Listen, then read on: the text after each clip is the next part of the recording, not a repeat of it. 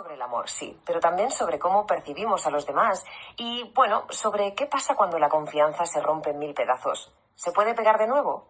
Y esta frase es la clave de todo. Para Esther, la protagonista de nuestra historia, esto no era una frase hecha de una taza de desayuno, no, no. Era su filosofía, su brújula para entender las relaciones. El amor, para ella, se sentía en las pequeñas cosas, no en las grandes apariencias. Y al principio, su historia con David parecía ser la prueba irrefutable de que su teoría era cierta. Tenían una conexión que no se podía ver, se sentía. En cada gesto, en cada palabra, e incluso en los silencios. Es que aquí hay algo que lo cambia todo. Tanto Esther como David eran ciegos. Su mundo no era visual, era sensorial. Ellos captaban cosas que al resto se nos escapan. El leve temblor en una mano que delata nervios, ese silencio que se hace denso justo después de una mentira, o ese matiz, ese tono especial en la voz cuando alguien dice tu nombre con verdadero cariño. Parecía una conexión a otro nivel, ¿verdad? Mucho más profunda. Pero claro, como en casi todas las historias, siempre hay una pequeña sombra. En este caso, era el pasado de David. Esther bromeaba con ello. Era una broma recurrente entre ellos. Le decía que su historial amoroso parecía un censo municipal. Él, pues, se reía y le aseguraba que todo eso era antes de ella. Era una de esas bromas que esconden una verdad un poquito incómoda. Y aquí, justo aquí, es donde la historia pega un volantazo. Porque el pasado a veces no se queda donde debería. Y en esta ocasión volvió para dinamitar el pilar que lo sostenía todo. La confianza. La verdad no llegó con un portazo ni con gritos. Llegó con algo mucho más sutil y doloroso. La voz temblorosa de una amiga confesándole que David había vuelto a las andadas. Y la reacción de Esther es increíble. No hay drama, no hay lágrimas en ese momento. Solo una calma que hiela la sangre y un gracias por decírmelo.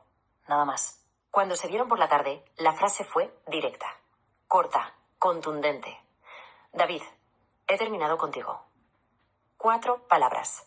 Y con esas 4 palabras, todo su mundo se vino abajo. El silencio que se hizo después debía de ser de los que pesan, de verdad. La reacción de David, pues, es la que casi todo el mundo esperaría. Primero la negación, luego la desesperación y finalmente la promesa. El clásico voy a cambiar, te lo juro.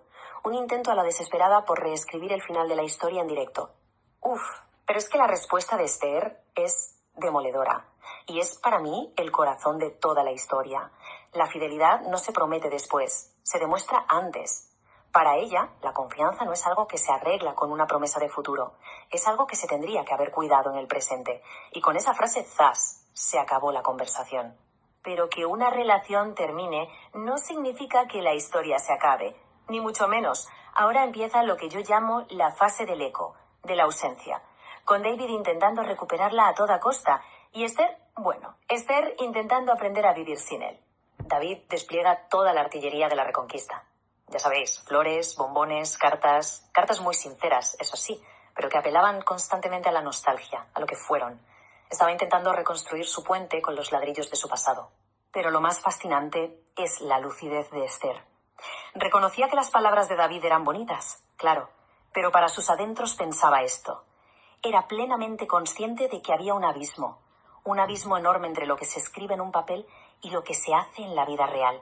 Y aquí vemos su lado más humano. Y la verdad, tiene hasta un punto cómico. Intentaba olvidarlo, pero la rutina es muy terca. Un día, por pura inercia, prepara 2 cafés, y para no tirarlo, se bebe los 2. Acabó con una taquicardia, claro. Otro día, en un arrebato de firmeza, le cambia el nombre en el móvil a no contestar David. El problema, que tuvo que llamar a su madre para decirle, oye, que si te llama un tal no contestar David, soy yo, que se lo he cambiado. Son esos pequeños detalles que nos muestran lo difícil que es borrar a alguien de nuestro día a día. Y como pasa muchas veces en la vida, cuando una puerta se cierra de verdad, se empieza a abrir una ventana. Esther empieza a conocer a alguien nuevo. Y la conexión que surge se basa en algo completamente diferente a lo que tenía con David. Esta tabla lo resume a la perfección. Fijaos, David ofrecía flores, cartas, promesas, gestos grandilocuentes que miraban al pasado o a un futuro incierto. Marcos, el presente, ofrecía algo mucho más terrenal, respeto, presencia y sobre todo escucha. Acciones constantes y ancladas en el aura. Y esta es la diferencia abismal. A Marcos no le atrae lo que él le puede dar a ella, sino lo que ella ya es. Su cumplido no va sobre su físico o su encanto, va directo a su autoestima, a su fuerza interior. Eso lo cambia todo.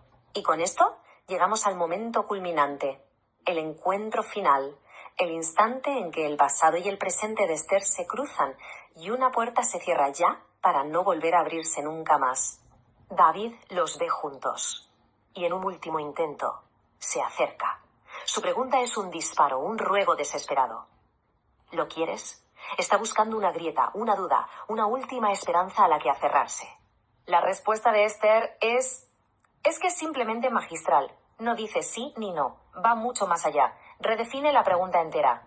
No se trata de la intensidad de un sentimiento, se trata de la calidad de un acto.